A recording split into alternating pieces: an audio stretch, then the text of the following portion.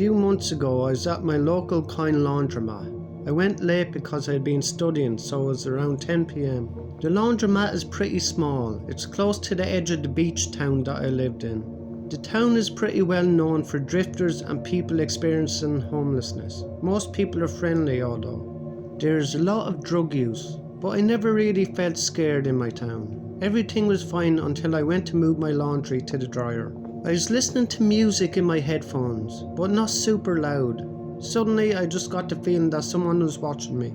I can't really explain it, I just felt the presence. I turned around and there was a man standing just a few feet away from me. He was a white guy with pink hair wearing a full face mask, like a ski mask, a hoodie and sunglasses even though it was dark out. The gloves and sunglasses immediately made me feel uncomfortable. I thought maybe he was a drifter or high on something, but I didn't want to be rude.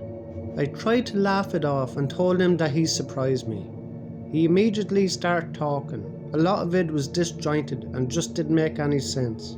He was talking about coming up from Brazil to bring his brother money to get a classic car, but he would ask me questions and wait for me to respond.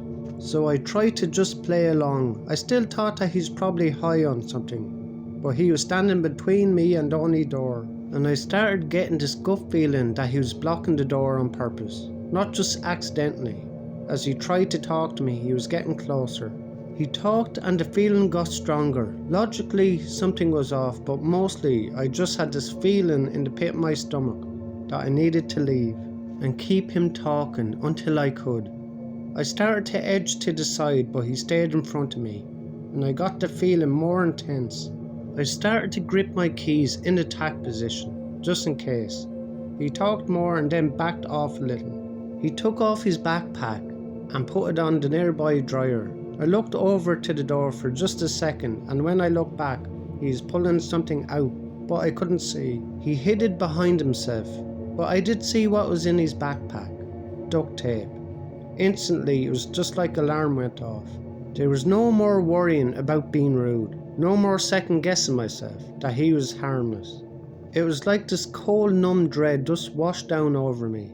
I almost felt calm, like I knew the next steps. I knew I had to do something. Time seemed to move in slow motion as he turned back to me, not saying anything. He took a step forward. I gripped my keys as tightly as possible and tried to mentally prepare to fight. I remember being afraid that I would move too slow or be too weak, like in a nightmare, but all of a sudden the door in the laundromat opened and a woman walked in, barely even looking at us, as she went to get her laundry. It was like a scene in a movie, a moment of intensity just interrupted by something innocuous, and then suddenly it was all over.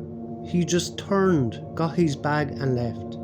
I was so scared I just stayed there a minute, recomposing myself until I could get my laundry and just go. I didn't report it.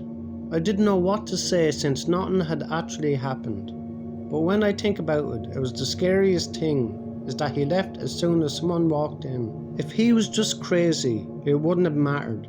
I think a stranger's laundry timer saved me from something terrible. I don't go to the laundromat anymore. I just joined the laundry service. The extra cost is worth it to never go back there and see that man again.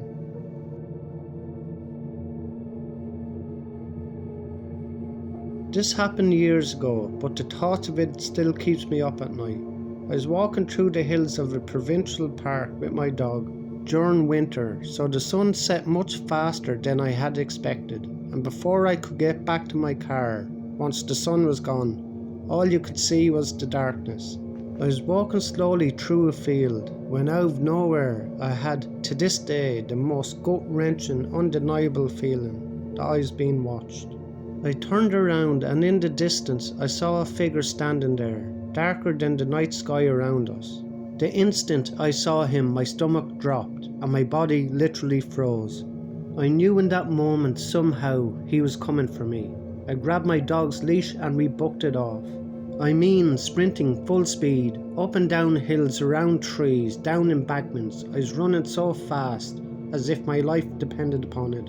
And to this day, I'm sure that the 35 to 45 minute trip, I did it in 10. and all that stands before me to reach my car is the switchback that you have to go back and forth up if you want to reach the top. So once again, I'm giving it my all. I got running up the switchback as fast as I possibly could.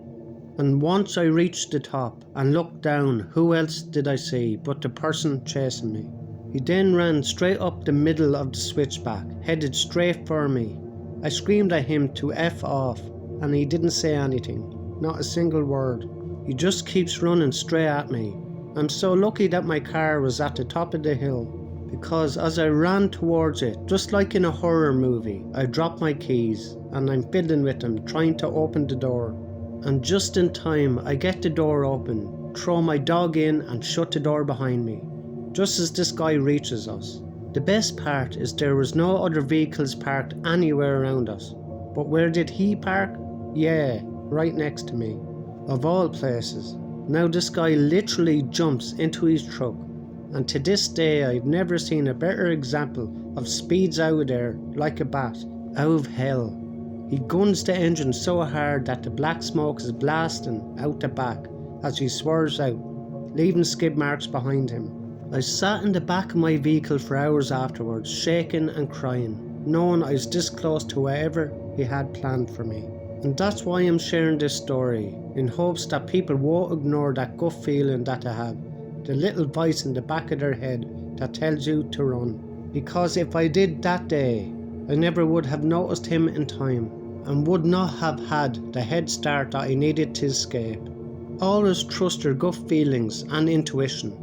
It might really be the deciding factor in if this is your last day on earth or not.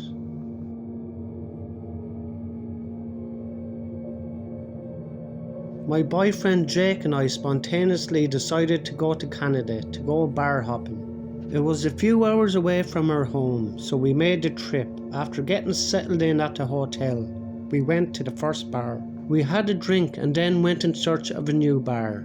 Jake and I were chatting and walking when a man with a big puffy coat stopped and introduced himself.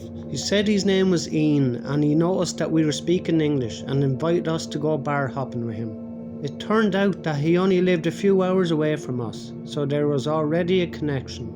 After a few bars, we met up with 2 or 3 of his friends and went to the strip club. Ian paid for us to get into the club, and then for drinks with a huge wad of cash.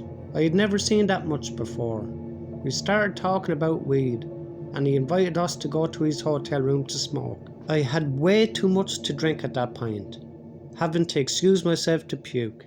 After just one puff, luckily Jake wasn't that drunk, and we both eventually made our way back to the hotel.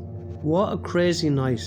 The next morning, after a hangover breakfast, we were walking to our car to leave, when all of a sudden Ian and his friends start calling out our names. We all remarked how strange it was to run into each other again.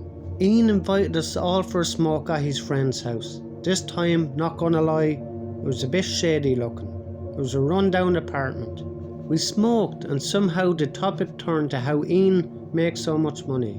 Without directly saying it, I could tell that he's into drug smuggling, possibly over the border. Ian suggested that I could make some good money doing the same, and my heart dropped.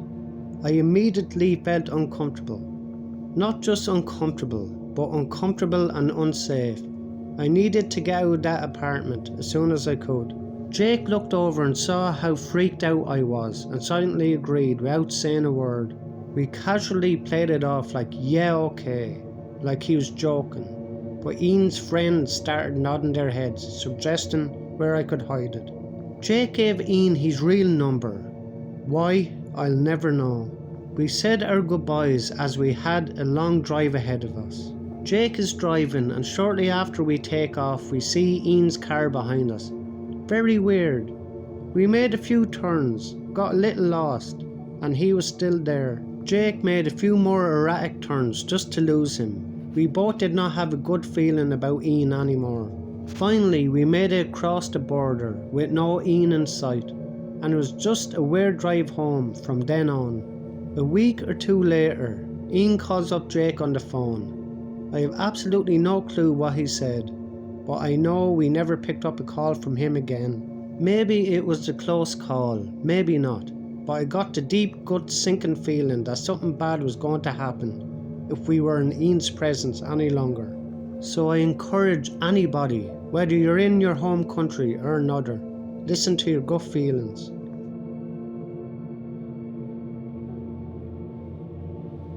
Yesterday, my daughter and I went to one of those app-based games. It's like a scavenger hunt, but digital. We had to follow the map. It asked questions and we had to solve riddles, things like that. The theme is one of our favourite books and movies.